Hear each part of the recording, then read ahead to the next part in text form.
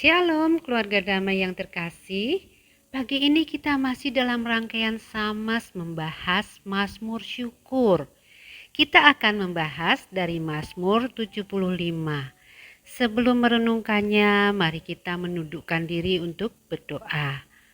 Allah Bapa Surgawi, saat ini kami mau merenungkan sebagian dari firman Tuhan.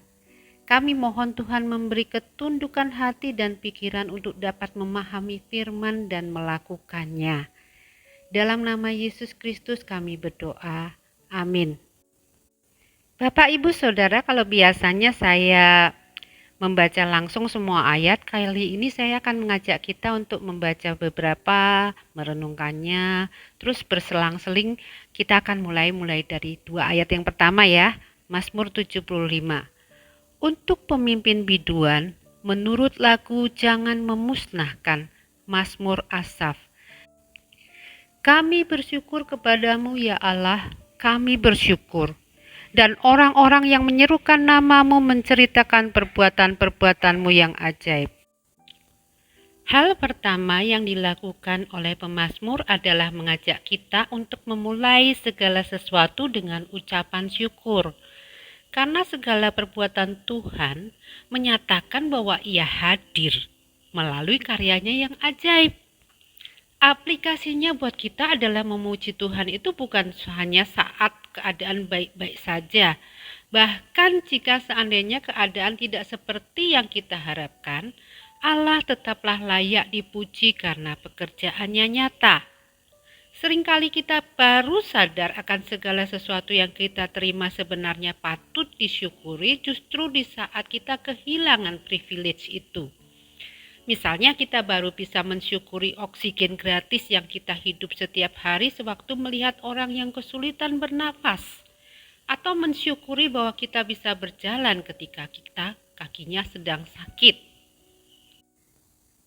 Ayat berikutnya dari ayat yang 2-4. Apabila aku menetapkan waktunya, aku sendiri akan menghakimi dengan kebenaran. Bumi hancur dan semua penduduknya, tetapi akulah yang mengokohkan tiang-tiangnya. Bapak, Ibu, Saudara, kadang kita tuh gelisah karena merasa, kok nggak adil ya kita diperlakukan seperti ini? Kok jawaban Tuhan terlalu lambat ya? Kok orang jahat itu nggak dihukum ya? Kok Tuhan nggak tolongin saya? Nah, dalam Mazmur ini ada sebuah penegasan bahwa Tuhan sendiri yang akan menetapkan waktunya. Jadi kita tinggal percaya saja bahwa Tuhan tidak pernah tergesa-gesa atau terlambat, sehingga sekalipun aparat penegak hukum, pengadilan dunia, serta penguasa bisa mengabaikan kita, tetapi dengan kemahatauan dan kemahakuasaan Allah akan bertindak tepat pada saat yang benar-benar tepat untuk menegakkan keadilan. Nah, berikutnya ayat yang ke-5-8. Aku berkata kepada pembual-pembual, jangan membual, dan kepada orang-orang fasik, jangan meninggikan tanduk. Jangan mengangkat tandukmu tinggi-tinggi. Jangan berbicara dengan bertegang leher. Sebab bukan dari timur atau dari barat dan bukan dari padang gurun datangnya peninggian itu, tetapi Allah adalah hakim. Direndahkannya yang satu dan ditinggikannya yang lain. Beberapa waktu ini kita sedikit muak dengan orang-orang yang flexing, pamer kekayaan, pamer power di media sosial, terus kemudian bisa merendahkan orang lain. Dan saat ini betul-betul media sosial itu dibanjiri oleh hal-hal yang menyesakkan seperti itu. Pemazmur menyebutkan kata mengangkat tanduk adalah merupakan sebuah simbol kesombongan. Tetapi Bapak, Ibu, Saudara tenang, karena yang tidak senang dengan segala kesombongan itu bukan hanya kita, tapi Tuhan juga. Jadi jangan kesal atau iri kepada mereka yang kelihatannya berhasil dan menyombongkan diri, hanya belum waktunya saja mereka menerima murka dari Tuhan.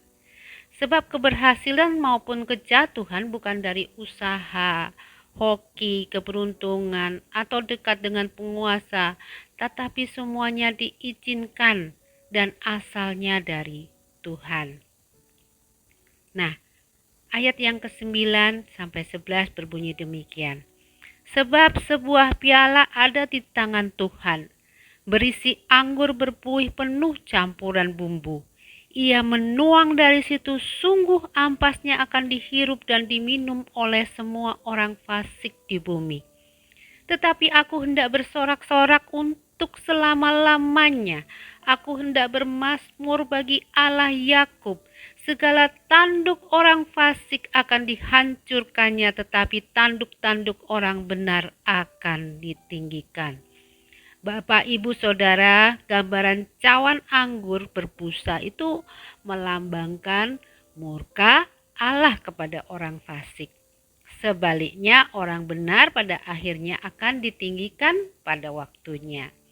Dari uraian pemazmur di atas, saya mengambil sebuah kesimpulan bahwa pemazmur melihat jauh ke depan, di mana Tuhan menunjukkan kepadanya kesia-siaan orang yang menimbun harta, orang yang angkuh dan sombong, juga kesewenang-wenangan jabatan kedudukan. Pada akhirnya kita menjadi sangat tenang karena tahu kesudahan mereka. Tidak perlu gusar, tidak perlu kecewa. Pada akhirnya tetap setialah menjadi orang benar karena Tuhan akan meninggikan dan memberi kelegaan bagi orang yang setia. Mari kita berdoa. Allah Bapa Surgawi, terima kasih kalau kami berada dalam genggaman tangan Tuhan. Kami dijamin oleh kasih setia Tuhan yang tidak berkesudahan.